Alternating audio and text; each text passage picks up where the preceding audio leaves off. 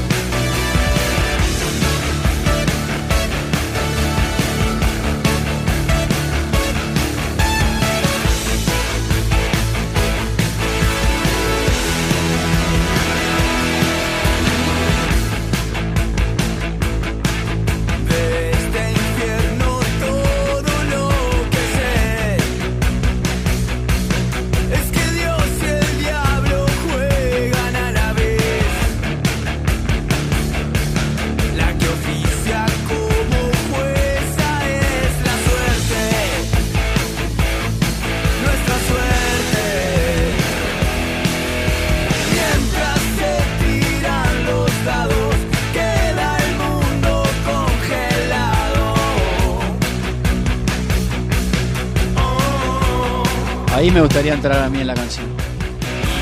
Un costadito ahí, imagino 3 micrófonos y en uno de ellos estoy yo. Solo para meter ese únicamente. 3 minutos pasan de las 6 de la tarde, suena 11 tiros desde la azotea, se abrió la puerta nuevamente. Hoy no llueve, hoy no tenemos corte de luz, lo que sí hace un frío que promete intensificarse a medida que este crepúsculo vaya dándole lugar a la noche, que ya se avecina y ya prácticamente está sobre nosotros. Los días cada vez están más cortos, nos vamos acercando a el día más corto del año, si es que llegamos a el 21 de junio, cada vez estamos más cerca, pero bueno, uno nunca sabe si se llega o no se llega, y al comienzo del invierno. Buenas tardes, Gastón Lepra. ¿Qué dice, Ameixeiras? ¿Cómo le va? Bien, me podés llamar por mi nombre. Esa puerta que se abrió, alguien la podría entornar, a ver si el chiflete que hay en la azotea es menor, cosa que no va a poder ser posible. Nunca habíamos tenido tan larga ausencia en nuestra corta vida de este lugar que tanto disfrutamos. Porque habíamos estado el sábado, XXL, el domingo no nos toca estar en la azotea, el lunes nos jugó una mala pasada la lluvia, el martes, locos de la vida, debutamos en nuestra edición indoor y terminamos con el pecho inflado.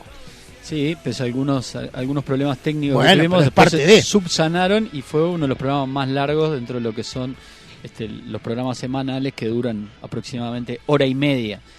Les avisamos ya para si hay alguna escucha nuevo, puede huir en este momento si no se quiere fumar hora y media de programa. Aprovecho para recomendar de ese programa. Hoy puede ser un programa de 2 horas también. Puede ser. Puede llegar a ser. Aprovecho para recomendar de casi 2 horas de jornada de martes, el relato de la peripecia de Hugo Gutiérrez de La Sangre de Verónica en Londres, porque está imperdible. Lo pueden encontrar en nuestras redes sociales, @Radio Azotea Uy, nuestra cuenta de Twitter, @Radio Azotea, nuestra cuenta de Instagram, @Radio Azotea, nuestra cuenta en Facebook o pueden escuchar los programas íntegros en YouTube, en nuestro canal popular, como le gusta el Bush Doctor, o en nuestro perfil en Spotify. También nos encuentran como Radio Azotea en los dos casos, o en nuestro Mixcloud, donde pueden escuchar únicamente las entrevistas y las columnas para aquellos que no quieren escuchar las 2 horas y tan solo ir a lo puntual. Y el tercer día, que fue la jornada de ayer, alguien bajó la palanca, Mexeiras. Yo no quiero entrar en teorías conspirativas, pero de una cuadra que no es muy larga, pero es una cuadra. Al fin, la única entrada que no tenía luz era esta. Sí, no sé. Raro, pero no sé. El impedimento fue técnico en el día de ayer, pero bueno, nada, hoy estamos acá de nuevo, así que le doy las buenas tardes a la productora que me dijo que ya no es más productora. No.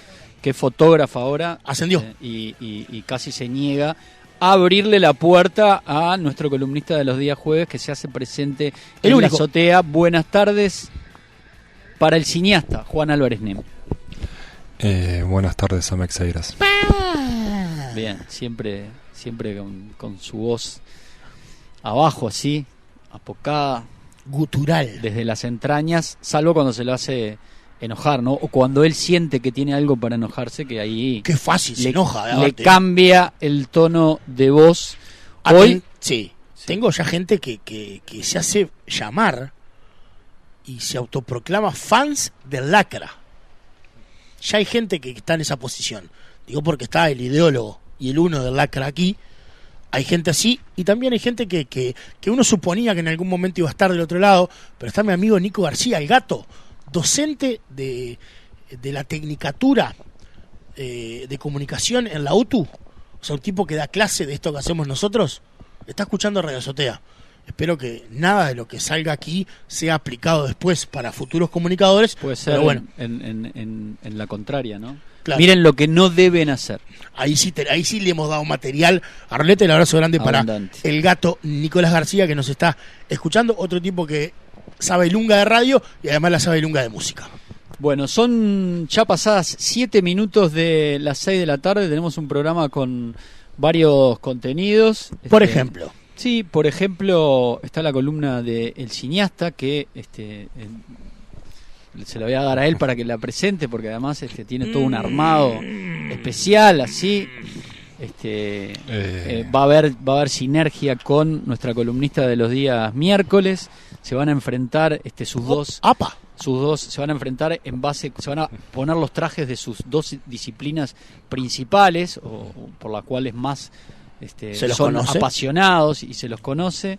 Del lado del cineasta es el cine y la realización, por supuesto. Del lado de la alérgica a la nueva realidad, Florencia Caballero, es el teatro en todas sus variantes, la actuación, claro, la escritura. Un arte primitivo, ¿no? Ya tiró la primera, ¿no? Sí. La actuación, la escritura y la dirección, en el caso de Florencia, cumpliendo todas las ramas. No sé si el cineasta puede cumplir todas las ramas que hay dentro del cine. Creo que las técnicas sí, pero después pasar para el otro lado de la cámara, pararse frente a la cámara, difícil. Pero bueno, la columna tiene que ver con enfrentar esas dos artes humanas, que son el teatro y el cine. Y no sé, quizás querés explicar un poco algo, darle un marco antes, similitudes y diferencias, antagonismo puro. No la tiene muy preparado, ¿sabes? Me da la impresión. Está medio en bola, ¿vos sabés? Lo agarraste, ¿vos sabés? Lo agarraste en el programa 29, lo agarraste. No. 30 no. Hoy es el 30. Me agarraste a mí. El teatro y el cine son bastante diferentes y bastante similares. Y un poco el juego de hoy es tratar de navegar esas similitudes y esas diferencias con Florencia. Ya que ayer le bajaron la columna, Lacra se solidarizó con ella. Bueno, y le bajaron la columna. No nos importa, o sea, que el reclamo que se lo hagan a la UTE. Es inverosímil. Y por totalmente inverosímil. Transposición, háganselo al Ministerio de Industria y Energía, y transponiéndolo, háganselo al propio presidente de la República, sí. Luis Alberto Aparicio de la calle Po. Perdón, los problemas que tenga la patronal con el programa no son de los columnistas. Nosotros respetamos el rol que ustedes tienen, pero pedimos No se nota. que se nos respete nuestro espacio. Todavía no al estás aire. en tu espacio. Bueno, Estás me en tu- invitaste a hablar, estás- no sé, estás supongo en- que me abriste una puerta Estás en tu espacio para de que presentación. me exprese. Sí, Estás en tu espacio de sí. presentación. ¿Es un espacio o no es un espacio? Si abriremos la puerta, Juan, que estás en nuestra casa en época de pandemia, seremos tipos generosos. Señora, señor. Bueno, pero antes de eso, que irá tomando forma cuando se prenda el Zoom de Florencia Caballero y Álvarez desde su micrófono tire la primera piedra, lance la primera piedra, no va a esconder la mano, porque lo conocemos, va a dejar la mano así para que todos la observemos. Antes de eso, vamos a hacer una nota que se nos ha ido cayendo en el paso de los días. Era una nota que la queríamos hacer el lunes, no pudimos hacerla, la queríamos hacer ayer, no pudimos hacerla por lo que relatamos, pero la vamos a hacer hoy. El sello Bizarro, que es poseedor de un catálogo de música amplísimo, ya que con el paso del tiempo ha ido adquiriendo los catálogos de diferentes sellos históricos de este país, se ha lanzado a publicar algunos discos claves de la música nacional en las plataformas digitales. Por ahora van 2. Uno es de José Carvajal, El Sabalero, Entre Putas y Ladrones, un álbum del año 1990, y el otro es el primer disco de Claudio Tadei como solista, La Iguana en el Jardín, un álbum del año 1995, el álbum con el cual Tadei se hizo hiper famoso, hiper conocido en nuestro país, muy recordados sus 2 temas en los cuales tenía Rada colaborando con él. Y en un momento, ese álbum tuvo la particularidad de que en un momento el rock no era muy popular en las radios uruguayas, el rock uruguayo, a pesar de que es un disco de funk, de soul, pero bueno, en ese amplio paraguas que tiene el rock uruguayo, Claudio Tadei se impuso y logró ser emitido en radios donde no se pasaba música nacional y música de ese tipo de ninguna manera, y ahí estaba Tadei. Abrió que puertas. Abrió puertas, ¿no? Quizás el otro que abría puertas era Níquel en esa época, ¿no? En la primera mitad de los años 90. Después, hacia fines de los 90 y principios del 2000, las cosas cambiaron, como todos sabemos. Pero bueno, se están publicando estos discos en las plataformas digitales. Hay todo un proceso, no es tan fácil publicar un disco en una plataforma digital. Entonces vamos a hablar con el director de Bizarro, Andrés Sanabria, que debe ser la primera persona que tiene un espacio 2 veces, ¿no? Sin contar a nuestros columnistas. Es el primero que programa. repite que no es del riñón, Exacto. digamos, de Radio Azotea. Así que en unos minutos vamos a estar conversando con él. Antes, les quiero proponer a mis compañeros... Pero ponga, Hay 14 países se torca. dentro de los 195 países reconocidos por Naciones Unidas. ONU. Hay 14 que no han notificado caso de coronavirus. Solo 14. A ver. Y me gustaría compartirlo con ustedes, y si quieren jueguen. El cineasta no es muy de jugar, está concentrado en su teléfono. Está en- Sí, además vas a hacer en una otra lista y cosa. ya no le gustan las listas. Exacto. Hay 14 países que si quieren pueden jugar. ¿Cuál elegirían? Primera pregunta que voy a hacer. 11 de ellos son islas que están en lugares recónditos del planeta. Esa es la primera pregunta. ¿Están representados en todos los continentes? No, No. no, Bien. no. 11 de 14 países, estoy remitiéndome a un artículo de Paco Nadal, periodista de El País de Madrid, El Paco. que habla de que 11 de esos 14 países que no han declarado al día de hoy, 7 de mayo, ningún caso de coronavirus, a la Organización Mundial de la Salud, son islas remotas y perdidas en el Pacífico, donde, dice el propio Paco, hasta para un virus es complicado y caro llegar. Otros 2 son Corea del Norte y Turkmenistán, regímenes dictatoriales tan opacos que la ausencia de noticias no es noticia. Ahí te hago la de Alberto. No sabemos si hay o no hay. Ahí va la de Alberto. ¿Y el que resta cuál es? ¿Cuál se imaginan que es? 11 islas del Pacífico, después está Turkmenistán y Corea del Norte, de países donde es difícil que salga de ellos y se conozca mucha información. ¿Y el que resta? ¿Es europeo? No, es africano. Es africano.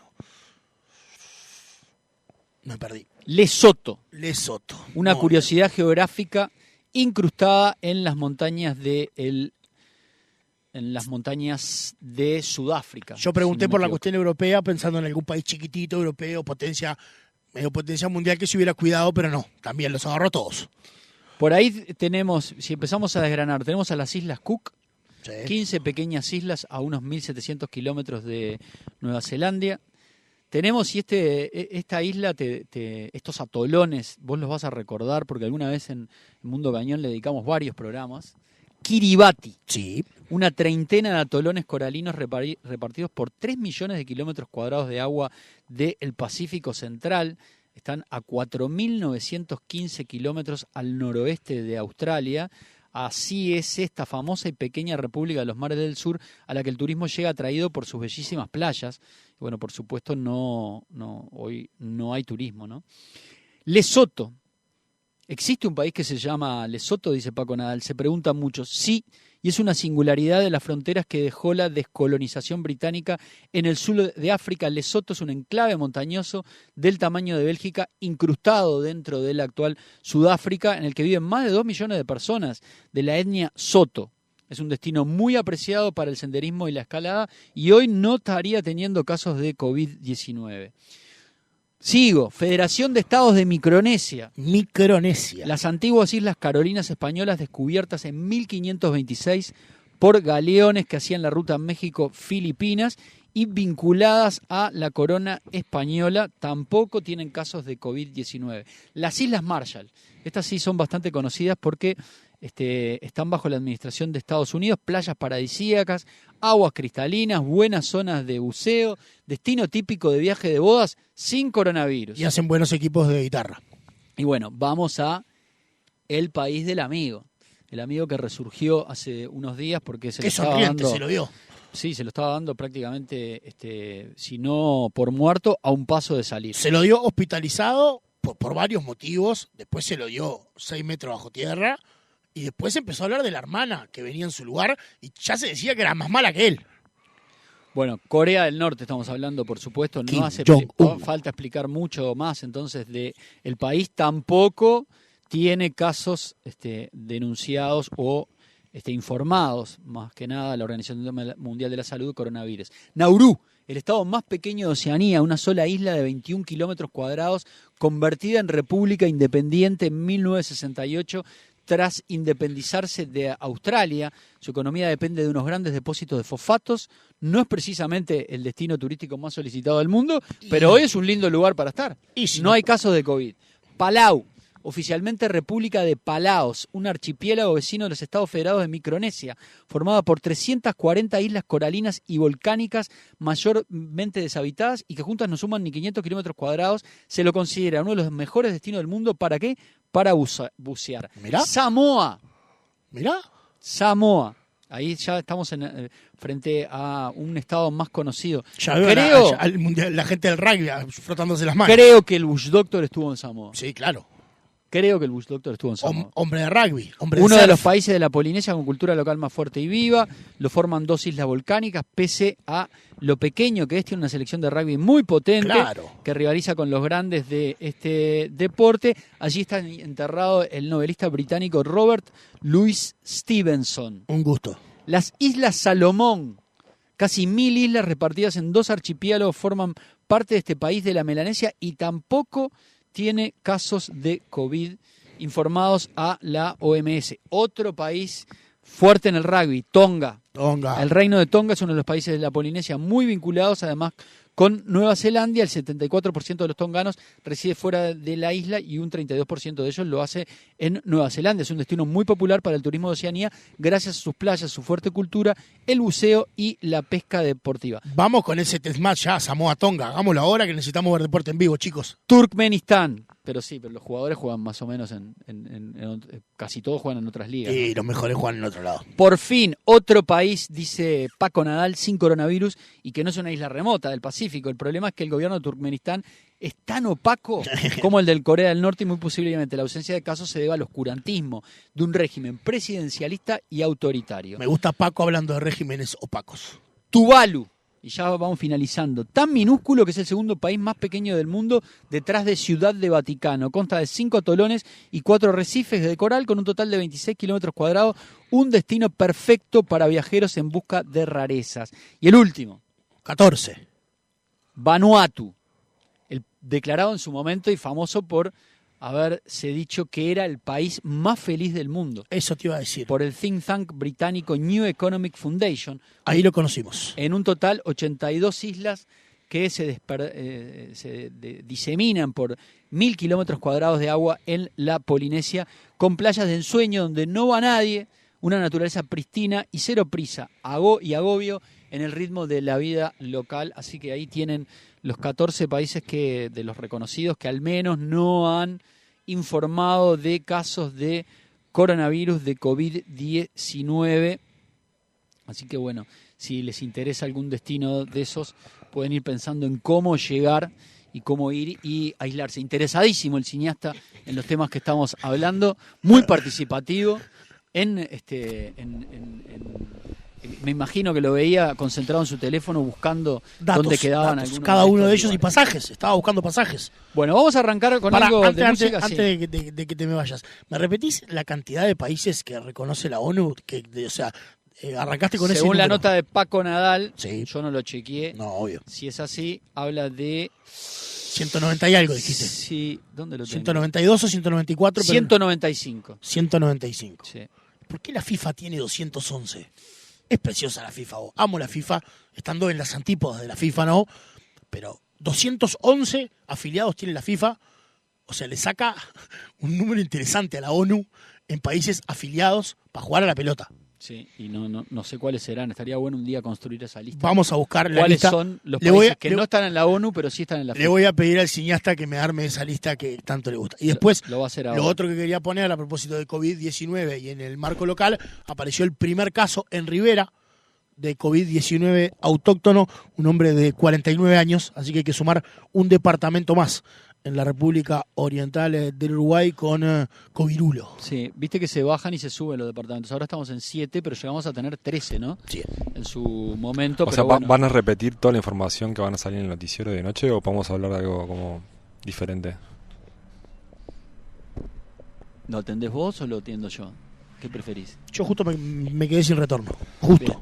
Entonces vamos a escuchar algo de música que está atado a lo que se viene, que tiene que ver con ese debut de un disco que tiene en realidad ya 30 años, pero no había conocido su edición digital, por llamarlo de la forma en que hay que llamarlo. No estaba en las plataformas digitales y debutó hace un par de días y es junto al álbum de Claudio Tadei los dos primeros estrenos de esta serie de reediciones que está haciendo el sello Bizarro, metiéndole mano a su amplísimo catálogo. Un disco extraño de El Sabalero. Para mí, por lo menos, yo no soy tampoco un gran cultor de la obra de El Sabalero, pero bueno, es uno de nuestros cantantes populares más reconocidos, más queridos y con canciones más entrañables para el acervo musical uruguayo. Este disco, Entre Putas y Ladrones, es un disco bastante experimental, según mi entender y mi oído, que no es mucho más ancho que el de un Primus.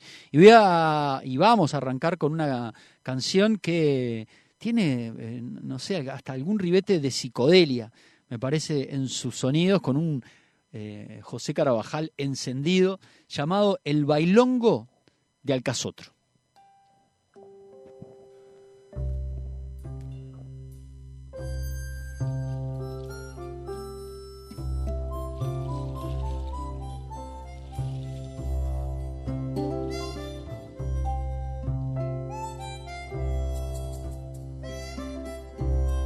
Hay una casa allá entre la arboleda donde vive el perico Alcazotro, navegando sobre 7 pilares.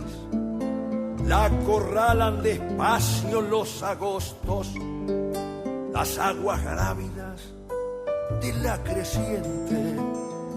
Le traen de vez en cuando los despojos de alguna lancha de contrabandistas. Es un misterio la vida de Alcazotro.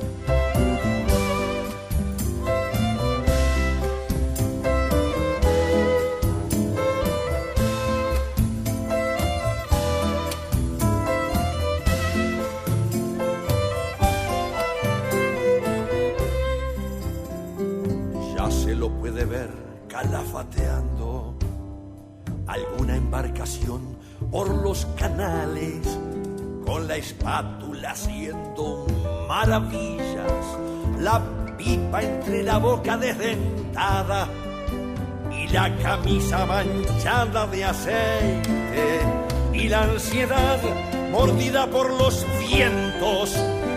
Rachas de eternidad son sus silencios, hachas de un sol bestial matan su cara.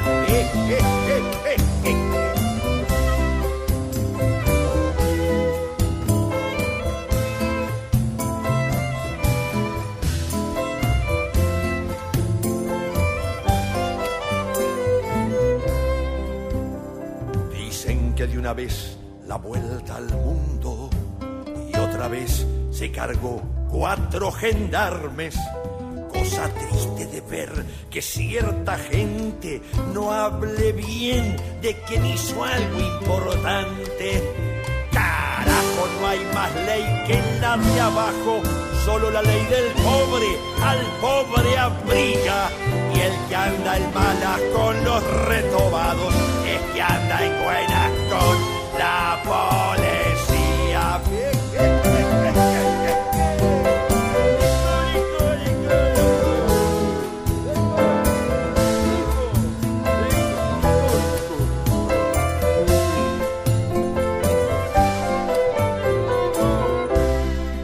Cuando el Tano le dan a la verdulera, a él le gusta bailar con la Celina.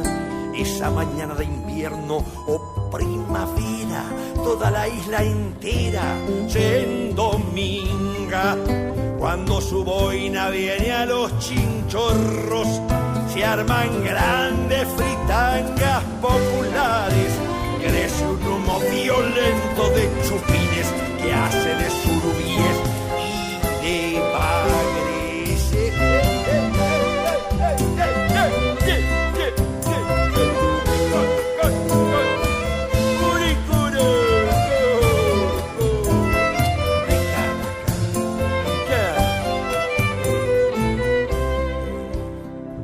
Tarde apagado ya su sol de noche, se duerme entre sus gatos y sus perros, y su casa navega intensamente como nave de sombra los sausales. Tras su bote borracha las anguilas dicen que van bailando en el verano, mientras su pipa ya en el mediodía va timoneando el pavor de los caraos.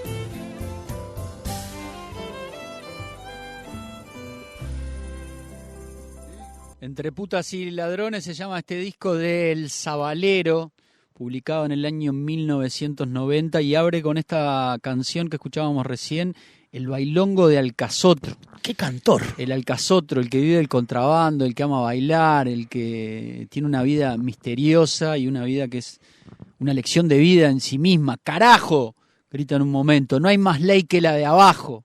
Solo la ley del pobre al pobre abriga. Y el que anda en mala con los retobados es que anda en buenas con la policía. ¡Ajá, Tololo!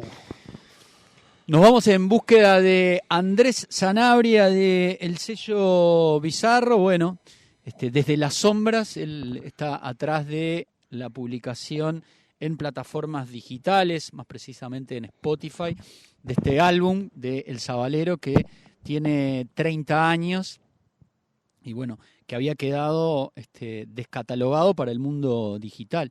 Quizás se consiga de alguna forma en formato físico, en alguna feria, en algún lugar de discos usados. Era un disco que yo no conocía, que lo disfruté muchísimo escuchándolo. Se publicó hará 10 días atrás y es parte de una serie de reediciones en formato digital que ha anunciado el sello Bizarro. La otra que escuché, ahora Gastón me dice que podría haber una más, la otra que escuché y de la que vamos a hablar también es el disco que marcó el debut de Claudio Tadei y la popularidad de Claudio Tadei también como cantor popular, ¿no? Un disco que se pasó hasta de canto en el momento en que salió, año 1995, La iguana en el jardín, con un Tadei totalmente prendido fuego, haciendo funky, haciendo soul, ritmos que tampoco eran tan populares en nuestro país, pero supo meterse en las radios nacionales. En esa época, para ser popular tenías que sonar en radio. No es como ahora que te puedes hacer popular a través de publicar una canción en una red social. Subirla a YouTube y hacerte famoso. Ahí sí, no, ahí dependías de que las radios te pasaran y algún DJ decidiera programarte una y otra vez. Y bueno, también habría otros asuntos atrás que tienen que ver con los sellos y la distribución que se hacía. Pero ese disco marcó que la figura de Claudio Tadei, que para algunos ya era conocido por su banda anterior, que era Camarón Bombay, bueno, finalmente ganaron una popularidad que no conocía. Lo tenemos ahora sí en línea. Está Andrés Sanabria. Andrés Sanabria, un placer hablar contigo nuevamente, Sanabria. Sí, lo tenemos, pero bueno. Claro, pero está yo temía que esto pasara. Lo tengo, pero está ralentizado la conexión a internet. Voy a hacer una nueva reunión para poder ver si lo podemos escuchar de mejor manera. Lo que yo quería decir es que a veces está bueno poner las cosas en el contexto, y eso que vos decías, hoy por hoy, y nos pasa a veces a nosotros, incluso acá, al momento cuando vos elegís la música, tenés una amplitud mucho mayor a la hora de elegir, y me voy no tan atrás a la época del Sabalero, a la época que trabajábamos juntos en un programa de radio, en una radio de FM o de AM. En ese momento te llegaba el disco, te lo acercaba la propia banda o el productor de la banda, y de ahí vos lo escuchabas y había acceso a algo cuando te sentabas frente a la computadora. Pero no es como ahora que absolutamente está todo al alcance de la mano lo que vos quieras escuchar, e incluso de un primer play aparecen otro montón de opciones, y eso que hablábamos con el cineasta algunos programas atrás, cómo empiezan a intentar pensar por nosotros o a detectar cómo pensamos para empezar a sugerirnos, bueno, si escuchaste a Tadei, probablemente te pueda gustar esto, por tanto te van guiando. Digo, para poner en contexto lo que fue esa aparición de Tadei y este disco del cual vamos a estar hablando, y ojalá podamos hacerlo con Andrés Sanabria en momentos, lo que fue y lo que marcó y el montón de puertas que abrió cuando saltó a publicidad y cuando se dio a conocer. Dentro de ese catálogo yo fantaseaba, ¿no? ¿Qué podrá ser o qué me gustaría a mí que publicara? Por ejemplo, ¿qué? El Bizarro. Por ejemplo, me encantaría ver publicado En la profunda noche de Los Traidores. De Los Traidores en la profunda noche. Por ejemplo, por decir algo. Pero yo me voy muy al rock de los 80 y a discos que no quedaron catalogados. El último de Los Estómagos, por ejemplo. De Los Estómagos están los dos primeros. De Los Traidores está solo el primero.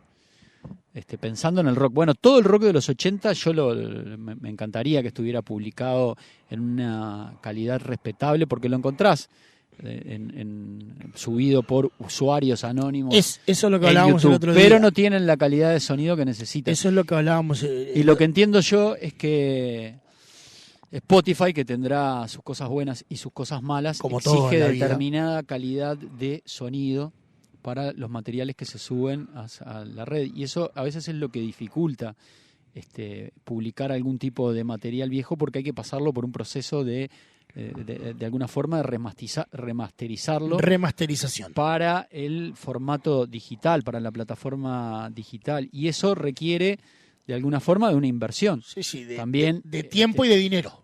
Exacto. Porque alguien lo tiene que hacer. Y que después hay que ver también si es redituable o no es redituable. Ahora sí. Estamos abriendo una nueva reunión con Andrés Zanabria adentro para poder conectarnos. Hay que desterrar Zoom, ¿sabes? Yo creo que no está siendo la mejor opción últimamente y una vez más hay que agachar la cabeza, ¿no? O volver a Skype. Hay que agachar la cabeza y darle la derecha al hombre.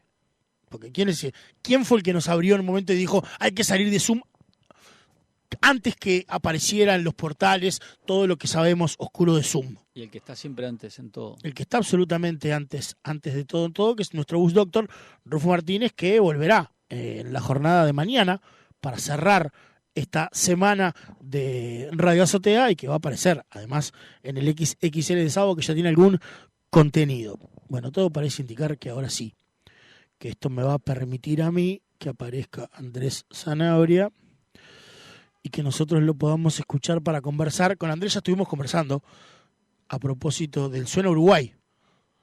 ¿Volviste a escuchar algunas listas del Suena Uruguay después de que armaste la tuya? ¿Sigue siendo una cuestión de que escuchás cuando te pones la música o fue en el arranque y esa cosa del uruguayo? No, estuve más entusiasta en el arranque. Nos pasó a todos. No, pero vos sabés que, por ejemplo, lo que sí me puse a escuchar todo este tiempo, mucha música uruguaya. De repente no necesariamente de playlist, pero en el arranque sí escuché muchas de las playlists. Hoy me interesó mucho, justamente el señor Zanabria publicó en un hilo muchas playlists que se armaron que fueron temáticas.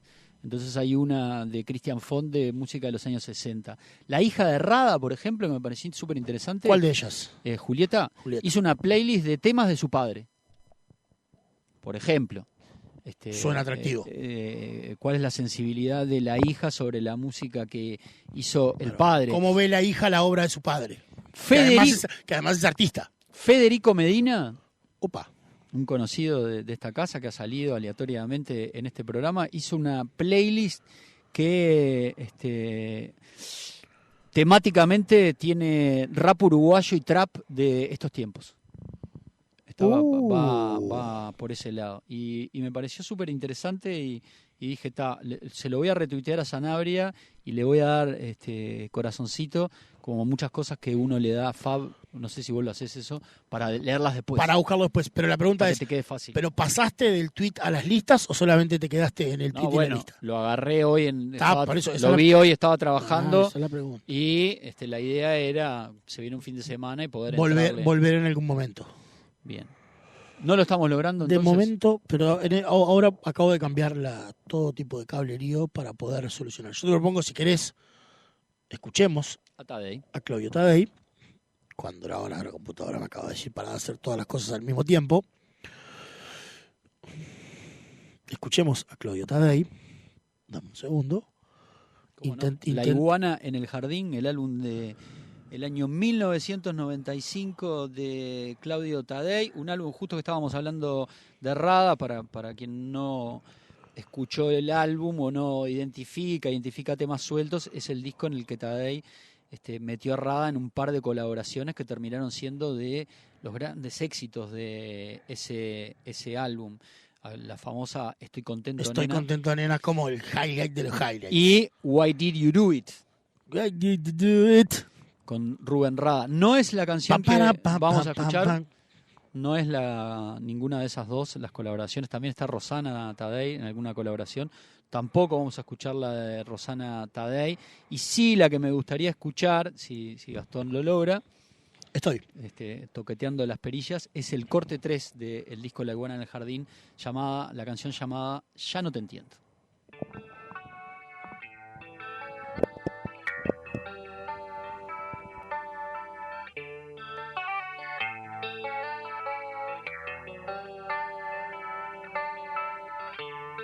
Yo creo que hay algo roto. Es raro lo que nos está pasando. que sea por poco rato. Como ves yo ya no lo aguanto. No ves que me volví loco.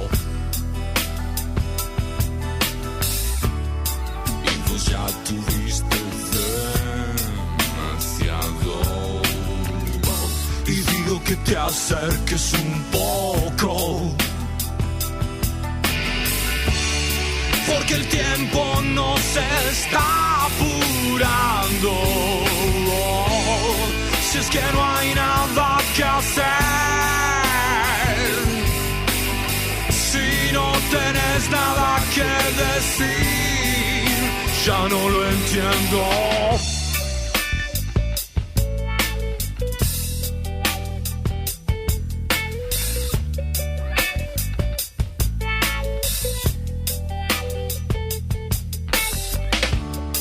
La più brutta sensazione è quando sto al tuo fianco, che no entiendo por qué te extraño,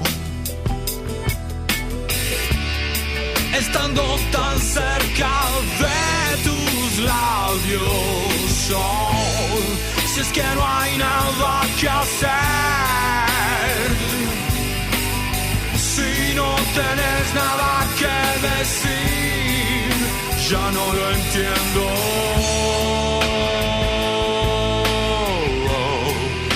Ya no lo entiendo.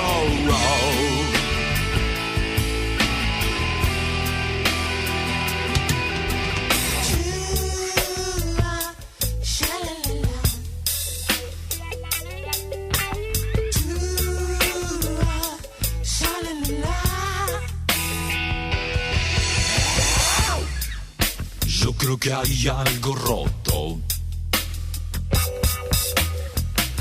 y sé que lo estarás pensando. No creas que me volví loco. Como ves yo ya no lo aguanto más. Si es que no hay nada que hacer, si no tenés nada que decir, ya no lo entiendo.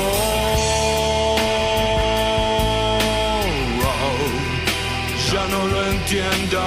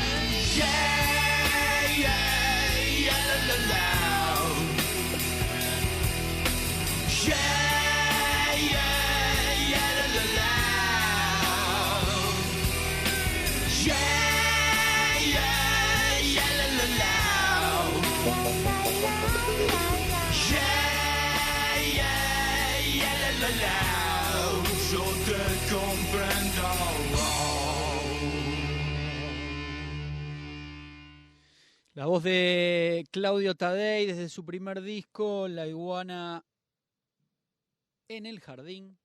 La canción Ya no te entiendo, el corte 3 del álbum que apareció así de sorpresa en las plataformas digitales. Lamentablemente no estamos logrando conectar con Sanabria. Mientras escuchaba a Tadei, pensaba cómo se extraña esa voz, ¿no? Y recordaba, ya que estamos en eso de consumir mucho contenido digital, Tadei hace unos años ya, unos 6, 7 años, hizo un ciclo de televisión que se emitió por TNU. Hay varios programas de ellos colgados, llamado Cuerdas y Vientos, que se dedicó a viajar. Tremendo. Se dedicó a viajar por el Uruguay, por todo el Uruguay, a encontrarse con diferentes músicos de las diferentes regiones y departamentos de nuestro país a conversar sobre música y a buscar de alguna manera raíces y orígenes de los ritmos que suenan en Uruguay. La chamarrita, la milonga, yo qué sé, lo que usted necesite, lo que usted quiera. Y bueno, en ese programa de viaje musical sacó y peló algunos artistas increíbles que hay por todo nuestro país, y bueno, siempre terminaban de alguna forma tocando los dos, ¿no? Ensamblándose, Tadei acoplándose a veces casi que con nada. Ahí. Exacto. Y bueno, y todo el viaje, además, ¿no? Eran envíos de cortos de media hora, y los pueden encontrar, algunos de ellos por lo menos sé que están en YouTube. Cuerdas y Vientos se llamaba el programa, y bueno, me vino a la memoria mientras escuchaba a Tadei.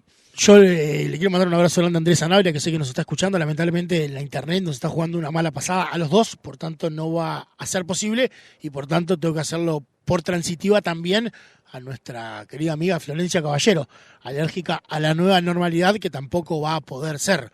O sea que es un tema nuestro de su internet. Sinergia. O y sea bueno, que es fue la lluvia un día, el apagón otro día, y hoy es la internet. Bueno, podríamos probar con Florencia en un rato, pero temo que va a pasar lo mismo. Bueno, mientras le damos lugar al cineasta. Pero antes quería meternos, para pasar de una cosa a la otra, me puse en contacto con nuestra maestra. Maestra de verdad, no como Florencia Caballero, a quien llamamos maestra, da clases pero no es maestra. Hablo de Mayra Escobar. Pero le dicen maestra. Le dicen maestras porque los niños son así. Mayra es la maestra de la Escuela 69, la escuela rural del departamento de Tacuarembó, con quien nos comunicamos ante la aparición de la noticia de la vuelta a clases de las escuelas rurales, cosa que sucedió en su escuela un par de jornadas después del arranque en aquella jornada de miércoles 22 de abril. Y hoy, bueno, está un tanto más atareada, dada la vuelta a clases, y no nos mandó un audio, sino que nos mandó unas pequeñas líneas para poder compartir con la audiencia de Radio Sotea. Dice: hola, ¿cómo están? La vuelta a clases, ahí va, mucho más estrés, muchas más cosas para hacer, pero bueno, no queda otra. Estoy yendo 3 veces por semana, por 3 horas, y estoy atendiendo presencial a una sola niña de 4 años. Los otros 2 aún no concurren, por tanto está mezclando trabajo presencial con un solo alumno, y con los otros 2 sigue haciendo trabajo a distancia con aquellos videos y aquella experiencia nueva que ellas no contaban. Por tanto, el beso grande para Mayra, para sus alumnos. O sea, hace 104 kilómetros diarios en su moto para darle clase a un niño. 3 veces por semana, ¿no? Eso es 3 horas. Chapó, Mayra. Para una sola niña de 4 años. Me saco el sombrero y después rindo después pleitesías. Sigue trabajando con 2 que aún se quedaron en sus casas para cuidarse y continuar educándose a distancia en el departamento de Tacuarembó. ¿Qué pasó? No, estaba leyendo a Sanabria al mismo tiempo que te estaba leyendo a ti. Bueno, son las 18:48, le vamos a dar lugar al cineasta que va a arrancar su columna. Entonces, gracias, Juan. Lo tuvimos, estuvo concentrado, yo me imagino que estaba estudiando de lo que iba a hablar, porque no nos dio pelota en todo, no vio nuestras caras de sufrimiento, no se interesó en nada de lo que sucedía a su alrededor, lo vi concentradísimo en su teléfono, lo imaginé precisamente estudiando, porque sabemos que es un profesional de esto, de la columna radial, y que se prepara y mucho. Viene preparando esta columna hace días, así que bueno, mientras intentamos enganchar a Florencia, mi columna vamos acaba de ser dinamitada porque se basaba en un diálogo con Florencia sobre... Hay un golpeteo de micrófono, no sé si es tuyo lo que está moviendo. Sí. Creo que es el cable de Juan. Pero... entonces, como hacerla solo sería un poco terrible. Hablar de las bondades del cine sin... Tratá de tener el cable quieto, ahí, a ver. Ahí perfecto. Ahí perfecto. Tratá de no moverte. Pero hacé tu parte, hacé tu juego. Habla bien del cine, Juan, es el momento. Habla bien del cine y habla mal del teatro y no tenés interlocutor. Después, yo, es más, si Florencia está escuchando, puedo estar atento al WhatsApp y a las contestaciones de Florencia, y puedo hacer de Florencia. Que no voy a estar al nivel jamás, pero puedo por lo menos transmitir lo que ella nos va comentando, ¿no? Radio Verdad. Ah, sí, la radio tiene esto, señor. Bueno, no tengo mucho para decir del teatro, más que haber sido espectador de un puñado de obras. Por ejemplo, ¿recordás la última que fuiste a ver? La última que fui a ver fue una obra de Agustín Banchero, del cual te acabo de enviar un audio. Bien. Porque... ¿Quién es Agustín Banchero? Agustín Banchero es un joven y novel cineasta y director de teatro que bueno, que además de hacer una película que tengo la suerte de producir, hace poco montó una obra de teatro escrita por él que se llama Galaxy, ¿cómo era? Algo de la noche, no sé, no recuerdo el nombre. Y fue la última obra de teatro que presencié. Una obra bastante interesante por el manejo del tiempo y el espacio. Agustín tiene, bueno, esa simbiosis entre los dos, el cine y el teatro, como bueno, algunos otros directores en la historia, por ejemplo Bergman o Mike Leigh, de los más conocidos, que incursionaron en ambas artes escénicas. Y le pedí a él, la idea era llamarlo para coronar un poco el diálogo con Florencia, que grabara un audio hablando un poco de esa relación, ¿no? O sea, cómo es escribir una obra de teatro, cómo es escribir un guión de cine, cuáles son las energías ahí que regulan un poco esas dos escrituras. Y no sé, si querés podemos tirar el audio y mientras... A ver. ¿Para qué no lo tengo el audio aún? Estamos con problemas de internet, por tanto, si me lo mandaste por internet, aún no me ha llegado. O sea, tenés problemas reales de internet. No, Juan, si no puedo hacer una conexión porque los problemas son reales. En este momento lo estoy bajando. Graves, reales. Claro, sí, por eso es un problema. Lo cual, lo más raro es que estemos saliendo por internet con todos los problemas que tengo. ¿Estaremos saliendo por internet? Sí, lo tengo. Eso lo puedo ver. Sí, pero además a mí me están mandando cosas. Sí, no, eso yo lo... Me están mandando cosas. Esto no lo puedes decir, me dicen, pero no me me puedes decir, mandarme algo. Es como pensé lo mismo cuando a un niño lo vi. adicto a los dulces le decís, esto no lo puedes comer, y se lo dejás arriba de la mesa. No, Florencia, si me vas a mandar algo, no me pongas Bien. esto. Ahora, lo importante es que tengo a Florencia Caballero. Bueno. Entonces, todo lo que estábamos diciendo quedó de un lado. Entonces ahora voy a decir lo que no podía decir. Flor, ¿estás ahí? Sí, estoy acá. Buenas tardes, ¿cómo andan? Una vez más el Rufo tiene razón y Hangout es lo mejor. Me quedé con muchas ganas de que Guille hiciera de mí. O sea, habría sido muy divertido verlo al Guille haciendo de mí, o escucharlo. Yo le iba a poner toda la onda, pero no me dejaron. Bueno, ¿puede saludar a su antagonista, se le puede llamar en el día de hoy, a Juan Álvarez? Sí, a mí lo que más me gustó... Hola, ¿cómo andás, Juan? ¿Cómo andás, Flor? ¿Todo bien? Bienvenida al ring. Ahora nos conocemos mediante Hangout. ¿Es Hangout esto? Sí. Ahora te estoy viendo la cara. ¡Qué maravilla! No digas qué impresión te causa la cara, por favor. Calidad de imagen es espantosa, así que bueno, yo quisiera saber si Lepra me ve a mí con esa misma calidad de imagen horrible con la que lo veo yo a él. Esa, tal cual, por eso acabo de apagar mi cámara, mirá. Te acabo de ahorrar ese problema. Bueno, si querés tiro un puntapié inicial, así. No, dale, yo también ¿Puntapié tengo o patada? O patada. otro más que era uno que habíamos... Ok. Bueno, en este ring de las artes veremos. A ver, dale.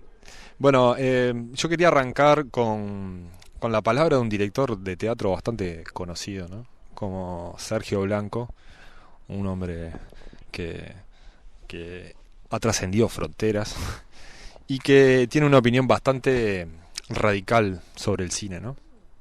Él dice, el siglo XX fue el siglo del cine que es un arte fascista. Fue el siglo de los totalitarismos, del nazismo, del fascismo, el comunismo y el capitalismo. No hay nada peor que el cine y por eso los dictadores adoraban el cine. El siglo XXI no es más que el siglo de la imagen. Entramos en el siglo de la mirada, en el siglo del teatro. Es el lugar donde uno se mira. Es nuestro momento. Pero no esperemos llegar a grandes salas. El teatro siempre fuimos poquitos y eso está bien. Sergio Blanco, el director de Tebasland, justo lo leí ayer. Y además que el que su última obra la escribió con sangre de toro muerto en una corrida. A mí me queda el dato escabroso, perdonen, perdonen que tire solo el dato escabroso, pero es lo que me quedó así en la mente. Yo tuve la suerte de ver sus 2 últimas obras y tengo también para decir un par de cosas de Sergio Blanco. Pero bueno, remitámonos a nuestro debate. Esa frase de Sergio es una frase diseñada para ser disruptiva, claramente. Y a mí eso es una de las cosas que me interesa destacar de esa frase, porque Sergio tiene un juego constante con la realidad y la ficción. Sergio opera en un campo creativo que es el de la autoficción y genera autoficción para todo en su vida. ¿Qué es una autoficción? Es una ficcionalización de sí y una ficción y además escribe en un proceso de ficcionalización de sí mismo. Todas las obras de Sergio Blanco tienen a Sergio Blanco como personaje. Es un mecanismo de la narrativa, específicamente de la novela, que él adopta dentro del teatro. Un poco lo adopta viniendo de unos cuantos años de desarrollo del teatro documento, que el teatro documento trabaja sobre la se cortó. Ahí volvió Florencia. Se te cortó en el teatro documento, trabaja y ahí te dejamos de escuchar. El teatro documento es como el documental. ¿Me están escuchando ahora? Sí, ahora sí, por eso. Fue ahí en ese instante que se te cortó. Venías hilando la frase, el teatro documento trabaja en y quedamos. El teatro documento opera sobre el campo de lo testimonial, y recoge testimonios y después los pone en escena. En la mayor parte de los casos, en todos los casos, el teatro documento pone en escena a los protagonistas y las protagonistas de la vida real. ¿Qué quiere decir? En realidad hay un colectivo alemán que se llama la Rimini Protocol, que les... Se nos fue Florencia de nuevo. ¿Algo para decir, Álvarez? Iba a decir algo primero, algo para decir sobre lo de Florencia. Hola. Florencia, se te volvió a entrecortar. Ahí estás de nuevo. Ahora estás de nuevo. Venías hilando sobre el teatro documento. Muy bien.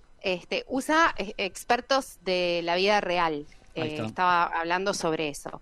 Uh-huh. Y los expertos y las expertas de la vida real son tu madre, tu tía, tu madre y tus 2 tías. Por ejemplo, hay una obra de Vivi Telas, que es una de las maestras del teatro documental, es una argentina que pone a su madre y sus 2 tías en escena a tomar el té, y genera una situación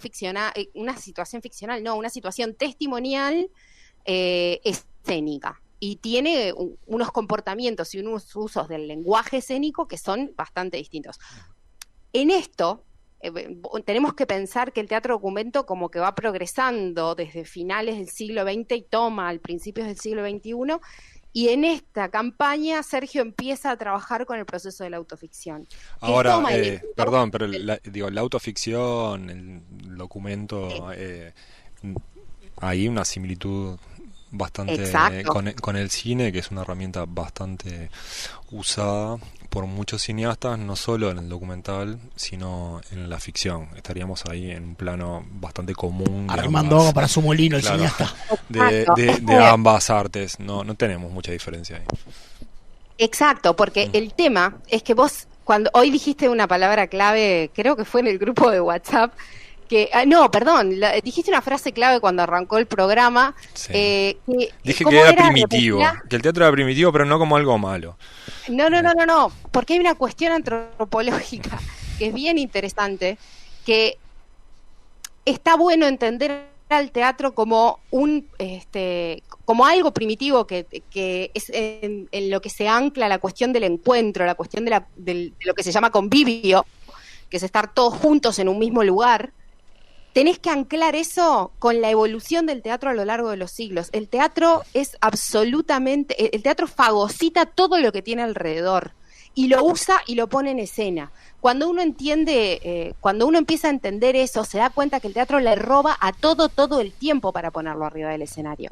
Y que esa es la razón de su subsistencia. Entre otras cosas, roba materiales técnicos. Roba tecnología absolutamente todo el tiempo. Entonces vos ahora vas a ver que, por ejemplo, hay obras de teatro que son la mitad una película y la otra mitad un elenco completo de 12 actores interactuando con una película al mismo tiempo, con la directora manejando la película desde arriba del escenario como si fuera una DJ, una cuestión bien particular. Entonces, está bueno, me parece que lo interesante es entender esta cuestión como del uso que las artes escénicas, porque ya no es solamente el teatro, sino que también es la danza, hacen de la tecnología. Y el cine, ahí adentro, es muy importante, porque es un salto tecnológico gigantesco que dan los seres humanos, que crea una corriente, que crea un arte del lenguaje visual que es muy importante, y que está muy vinculado al teatro porque comparte campos comunes, pero que desarrolla claramente a lo largo de todo el siglo XX un corpus artístico muy muy grande y además un corpus de consumo muy muy grande. Es más consumido que el teatro, inevitablemente, porque se puede acceder a él de otras maneras, sobre todo en los últimos tiempos. Sí. Por lo tanto, para cerrar con Sergio Blanco, con lo que decía antes, yo creo que lo interesante de esa declaración que Sergio hace no es discutir su validez o no, sino que es pensarla como un desafío para cómo se piensan a las artes en general. Y en realidad entender que hay unas que se alimentan de las otras inevitablemente. Hay una sinergia ahí que es incuestionable. Sí, yo creo, tratando de pensar un poco en cuáles son las diferencias como sustanciales, me encuentro como que me parece que la gran diferencia entre el teatro y el cine tiene que ver con el tiempo. Y con el manejo del tiempo, ¿no? O sea, la evolución quizás que hubo del teatro, la puesta en escena teatral, con la aparición del cine, tiene que ver con eso, pienso, en la construcción del tiempo de otra forma. O sea, el teatro está atrapado dentro de un tiempo lineal y por más que juegue con algunas variantes, la experiencia creativa tiene que ver con eso. Sin embargo, el cine, hay un refinamiento en el uso del tiempo, porque la construcción cinematográfica te lleva a pensar la obra en otro plano, ¿no? Entonces, cuando vos estás creando en un tiempo y luego eso lo estás procesando durante una etapa muy grande como de la conformación de la obra, jugando con eso. Hay un libro bueno de Tarkovsky que se llama Esculpir el tiempo, que un poco, si a alguien le interesa como esta idea, lo puede leer, y esa construcción creo que es una de las grandes diferencias que hay entre el teatro y el cine, ¿no? O sea, porque además esa construcción del tiempo, el tiempo maleable donde uno procesa un poco lo que está haciendo y las actuaciones y lo que filmó y hace y rehace, requiere una energía creativa que está como después de la escena, ¿no? Entonces en el teatro eso está mucho más vivo, ¿no? Y por eso también tiene algo como muy increíble el teatro, que es que vos podés ir a ver una obra 2 veces y nada, puede ser totalmente diferente, ¿no? La energía, eso creo que es una ventaja. Cuando vos llegás a una obra cinematográfica, ya está cerrada, ¿no? Está esculpida de piedra, ¿no? Y podrá, bueno, si en alguna sala de repente alguien se ríe en un chiste y en otro lugar no. O después pinta la versión extendida un día en el 25 aniversario. Claro, la versión el corte que del director, pero para mí nada, pasa por ahí como la energía, la diferencia de energía fundamental entre ambas artes. Tengo una pregunta acá, porque cuando el tiempo es una unidad muy grande, y me gustaría como que precisaras un poco más. Sí, está vago conceptualmente el cineasta. Tiempo, porque cuando hablas de tiempo vos podés estar hablando del tiempo de producción. No. Hablo del manejo del tiempo, de la construcción del tiempo de la experiencia, ¿no? O sea, cuando vos ves una película, esa película estuvo tan editada, tan construida, tan pensada en qué está corto, qué está largo, cuando cae, cuando sube. Yo tengo un tiempo, para ser redundante, ¿no?, para construir ese tiempo vivencial que luego va a ver el espectador, que tiene como mucho trabajo, mucha reflexión, muchas idas y vueltas, y es lo que para mí diferencia a la experiencia en vivo del teatro, ¿no? ¿Puedo decir algo que se me acaba de ocurrir? Sí. Dale, porque después voy yo. Quizás eso mismo que al director de cine le pasa en la edición y después entrega un producto cerrado, es lo que le pasa antes al teatro, antes del primer día del debut, que se ensaya 1, 2, 3, 4, 5, 1000 veces, y las que sean necesarias para lograr ese punto o ese clima o esa entonación o lo que fuere.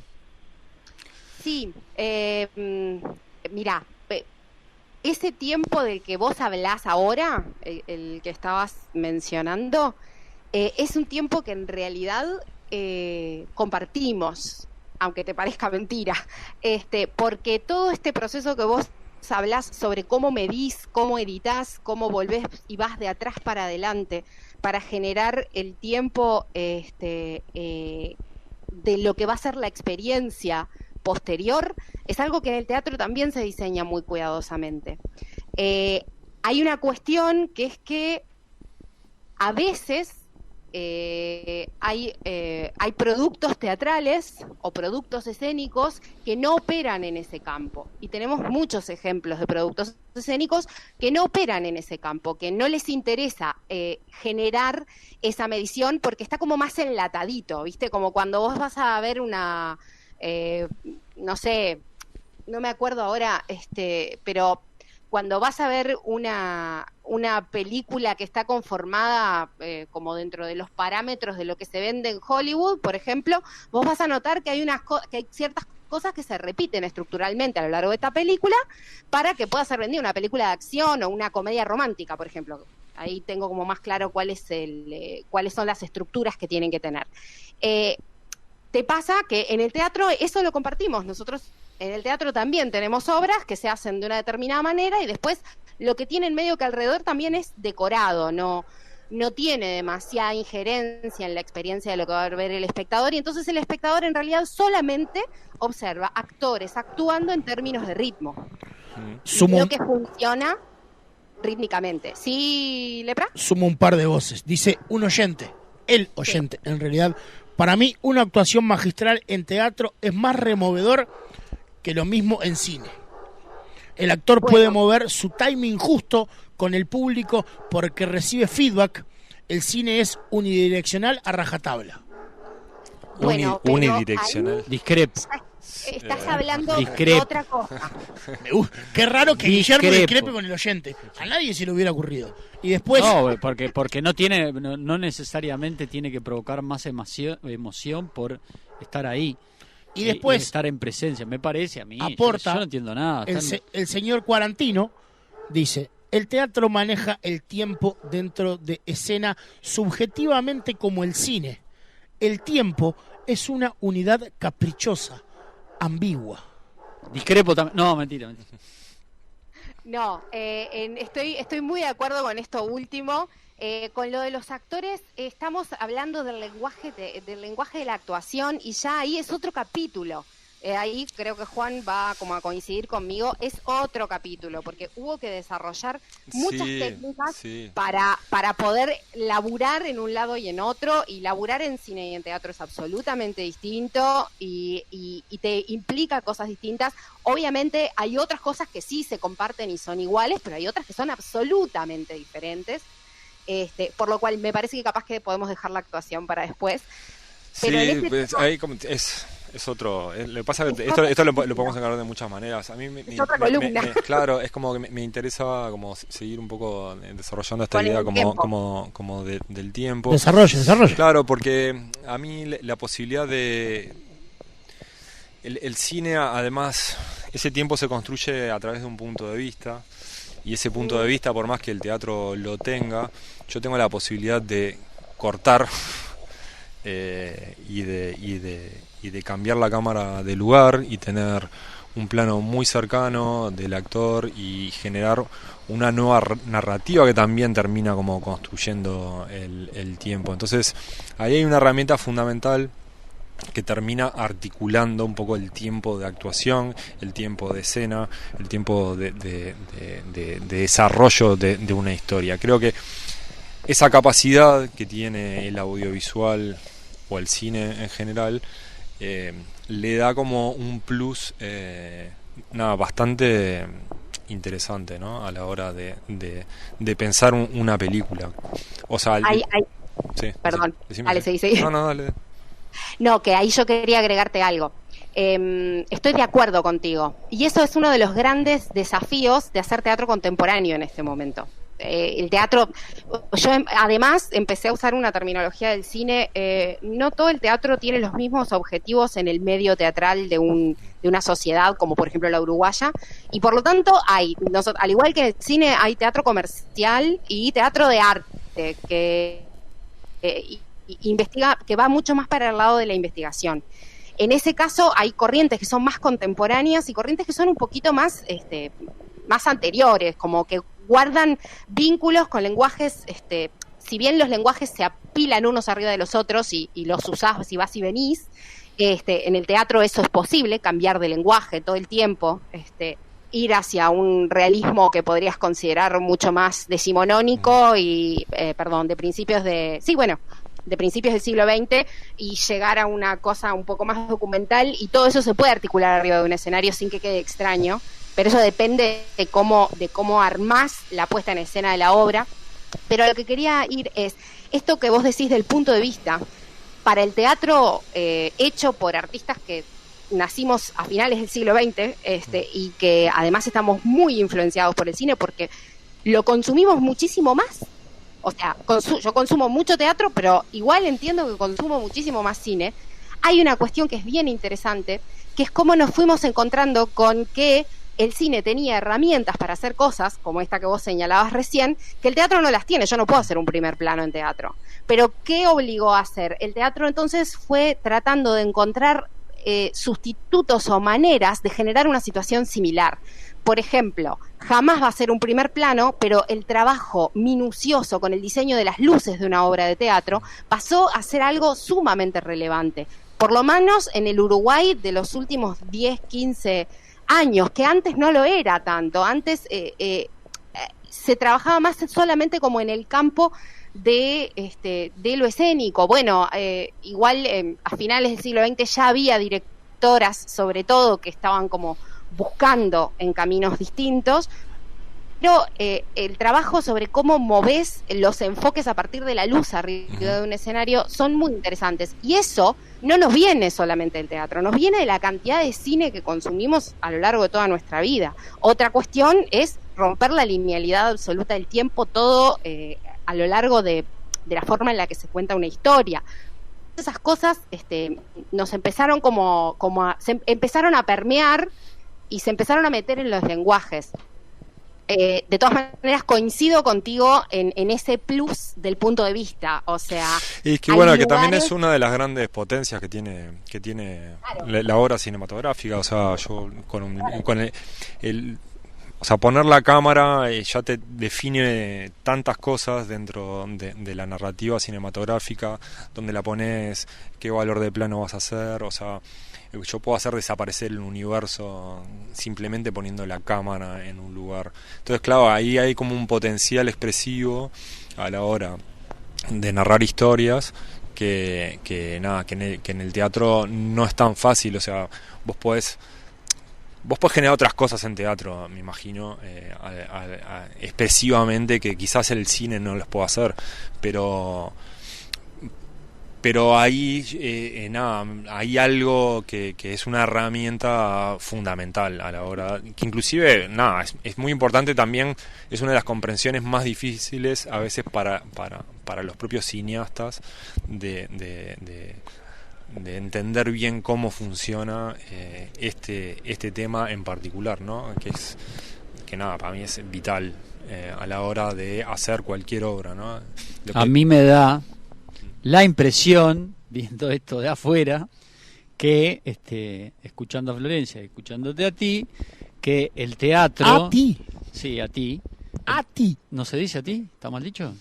Que le digas a ti al cineasta es disparate. Escuchándote a ti, que el teatro, visto que empezaba a correr con desventaja con ese cine que te podía hacer desaparecer el universo, como dijiste recién, se tuvo que poner más creativo y terminó evolucionando en estos últimos tiempos mucho más de lo que ha evolucionado el cine, si no contamos, con todo lo que se puede hacer desde el punto de vista digital, que podemos volar edificios, pero el teatro también lo puede falsear, etcétera, etcétera. Me da esa impresión. No sé, la tiro, si quieren me voy. Es verdad que el cine... ¿Cómo? Pará que me gusta escuchar a Florencia. ¿Qué tiene para decir, Florencia? Callame, tranquilo. Porque quedó tapada por los dos. Me ha controvertido eso que acabas de decir. Yo tengo que decir que me pasa que escénicamente, porque ya te digo, no es solamente el teatro, es la danza, son las artes escénicas en general, han empezado a absorber, y lo que pasó fue, más que tratar de pelear audiencias, lo que se empezó a tratar de generar experiencias sensoriales que son muy complejas.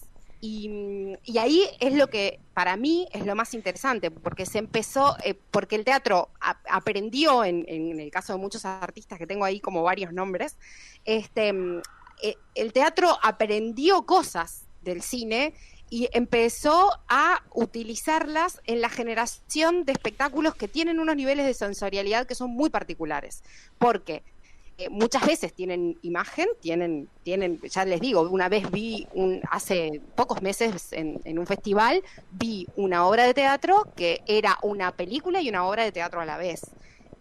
Los actores estaban en pantalla, los actores estaban alrededor nuestro, estaban sentados en la platea, estaban arriba del escenario, la luz se movía y se movía dentro de la película y eso pasaba para el resto de la sala.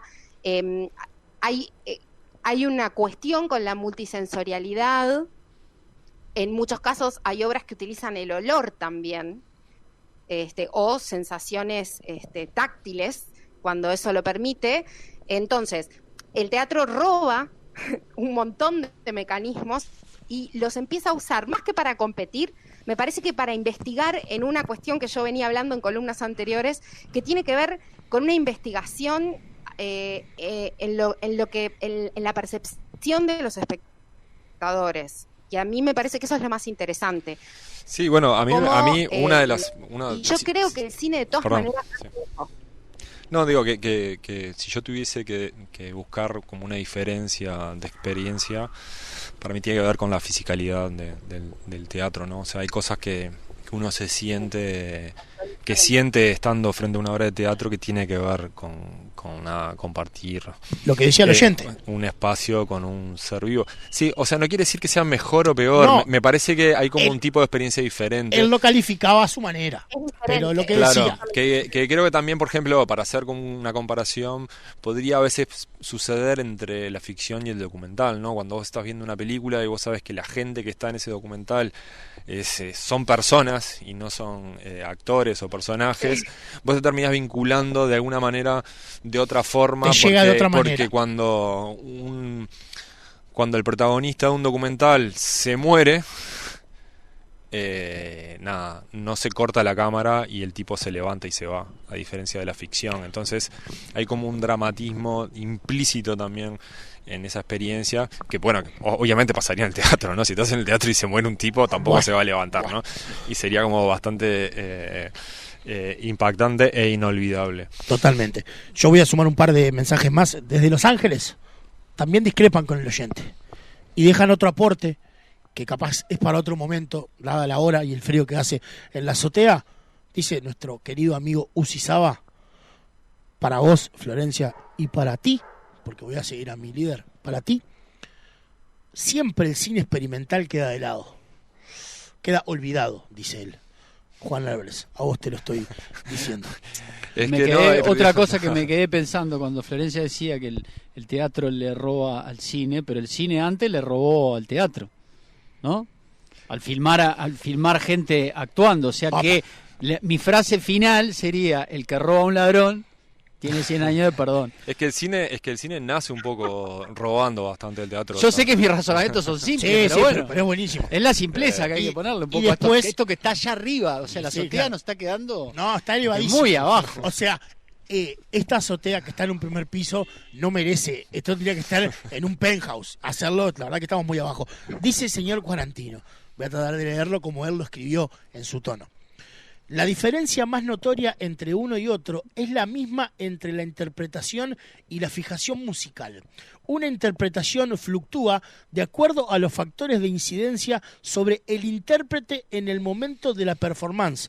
De hecho, a través del tiempo, la interpretación fue una misma obra también muta inevitablemente. Bueno, perfecto. La fijación, en cambio, es interpretada una y otra vez con el fin de solidificar su mejor versión, pero una vez alcanzada es definitiva, inmoviliza la obra. Solo sobrevive una interpretación, la que se considera en el momento de realizarse la síntesis perfecta, y la perfección envejece. ¿De dónde copió esto? Control-C, Control-V, lo voy a buscar. Esto lo voy a buscar en Google. Bueno, muchachos, conclusiones finales. ¿Quién toma la palabra primero? Lamento no haber podido conectar con Agustín, porque me parecía como un buen cierre de alguien que tiene una pata en cada lugar. El director ambiguo. El director, ambiguo, pero bueno, nada. Me parece que las artes siempre son complementarias, ni una vence a la otra. Hay gente que le encanta el teatro, hay gente que obviamente disfruta también del cine. Ahora, es una pregunta que hago. Hay mucha más gente que dedicada al teatro hoy. Le pediste una conclusión. Hay mucha más gente dedicada al teatro hoy que dedicada al cine, ¿no? ¿O no? En Uruguay, hablo de Uruguay. Yo creo que sí, o sea, en Uruguay hay muchas más salas de teatro por eso que películas haciéndose, sin duda. Entonces, el teatro en Uruguay además tiene una gran trayectoria. Por eso. Y evidente. ¿Qué? ¿Podés hablar en el micrófono o...? Estaba prendiendo un cigarro. ¿Teatro o el tío de la dictadura en este país, señor? No, así el cine. Como el carnaval. El carnaval también, ¿no? Claro, obvio. Sí, obvio, claro. El carnaval es teatro. Bueno, es un forma de teatro. Lo que pasa es que él no lo va a entender de esta manera. Él. A ti sí, a ti te hablo. Florencia, ¿y a ti? ¿Qué te parece todo esto? ¿Cuál es tu conclusión final? Que podríamos pasarnos programas y programas enteros manteniendo esta conversación, porque me parece que lo más interesante de todo esto es sobre todo poder darle visibilidad a cuestiones que en realidad no están visibilizadas, porque convengamos de que en este ring, con el cine uruguayo y el teatro uruguayo, subimos vestidos en harapos, sobre todo porque, bueno, existen siempre han existido grandes problemas para generar viabilidad económica en ambos tipos de producciones. Y me refiero sobre todo a lo más experimental, a lo más de investigación. Yo creo que siempre estamos un poco medio que desarmados. Hemos tenido algunas posibilidades de armarnos un poco más en algunas oportunidades, pero que igualmente seguimos siendo todos trabajadores informales. Así que, nada. Bueno, está muy bueno bien. no sacarnos. Sí, bueno, yo no quería, no querría terminar con una llorada porque creo Pero que no es una- Pero para mí fue más una reivindicación que una parece llorada una y una puesta a punto. no sé, o sea, también yo creo como en las artes más pobres y cuando, no sé, el motor un poco creativo está vivo, nada, no importa, el teatro se puede hacer acá en esta azotea y hay películas que se pueden hacer con muy poco dinero y nada, obviamente que estoy de acuerdo en que es todo muy precario, pero bueno, yo dedico todos los días de mi vida a hacer películas mías y de otras personas y creo que nada, que todo se sigue pudiendo hacer adaptándose a las circunstancias. Yo estoy de acuerdo con eso que vos decís, porque yo hago lo mismo. Que fue tremendo llanto, ¿no? Además, ¿no? Sí, claro.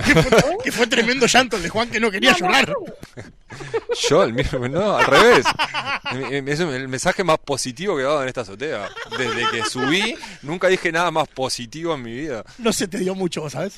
No, pero por ejemplo, en términos de generar bases de difusión para estas artes, también son muy complicados. Y eso no es llorar, es Sí. reconocer cómo funcionan los medios y saber Lo que y dice saber que el- estás en condiciones. Lo que dice el cineasta que él a eso lo potencia. Claro. El cine pobre Totalmente. es lo que lo hace. Yo iba a hace. decir que creo que aumenta la capacidad de creación porque tenés que resolver cosas increíbles. Entonces eso está buenísimo, porque tener que resolver cosas increíbles siempre es muy interesante y siempre termina dejando un sello en la obra de arte. Bueno, muy bien. Cerramos por acá. ¿Qué les parece? ¿Tienen algo más para sí. decir? No, bueno, quería ya que bueno, que el amigo Agustín no entró, hoy charlamos un rato y él planteaba una de las cosas y es una pregunta que puede quedar en el aire. Puede quedar en el aire para un próximo debate. Es que esto va a existir en la próxima oportunidad porque además nuestro Bush Doctor que está a pleno. Que me encantaría hacer bueno. La vamos a hacer, la tripleta va a existir y ya tiene nombre. Esto que arrancó hoy en la nueva normalidad y esta nueva sinergia entre cine y teatro tiene nombre y lo puso el Rufo porque lo dijo Florencia. Se llama Cine y Teatro. Nos presentamos en Arapo próximamente en Radio Azotea. Después de la meditación conducida va a ser. ¿Puedo terminar la idea? Que no empezaste, por tanto empezar. No, porque me interrumpiste. Lo que quería decir era que hoy hablando con Agustín planteó una cosa interesante que está bueno debatir en otro momento, que es ¿por qué el autor en el teatro está más asociado al dramaturgo y en el cine al director? Y es algo interesante como para reflexionar y destripar en otra ocasión. Tengo título para eso. Se llama El problema de la autoría. Bueno. Y es complejísima en realidad, porque recae en muchos lados. Dejamos una pregunta abierta para una próxima columna de estos temas. Yo le voy a dejar una pregunta al Bush Doctor, que está del otro lado encendido, para que mañana, cuando venga con su columna, me la responda. ¿Qué va con qué cada cosa en esta dicotomía de índica y sativa? Al cine y al teatro, ¿qué se fuma antes? Si recomienda algo él, que además ha llevado... Dependerá de la obra o de la película. Bueno, obviamente. Ha llevado un conteo de cómo venía el Celebrity Deathmatch y terminó en un empate, para que eres así. Igual nos ilusionaron con mucha más sangre de la que corrió, ¿no? No sé si es porque somos pobres y no hay para pagar sangre de utilería o qué, ¿no? Pero bueno, gracias Florencia. Gracias Flor. Queridos, les mando un beso muy grande. Gracias de nuevo, gracias cineasta. Gracias Gastón Lepra. Abrazo grande Guillermo. Y gracias a todos los que se prendieron. Y bueno, hay un montón de mensajes que eso iba a decir. Que aquellos hoy, que soportaron los problemas técnicos una vez más. Hoy es un día para agradecer de sobremanera porque la internet nos ha jugado una mala pasada en un programa que se emite por internet además, pero bueno, lo hacemos como podemos y lo hacemos porque queremos. Qué frío que hace, además. Bueno, nos vamos escuchando a un artista que nunca sonó en este programa todavía y lo va a hacer por primera vez. ¡Qué emoción! Es algo conocido, se llama Jaime, se apellida Ross y cierra con una canción de uno de sus discos más emblemáticos, El Mediocampo.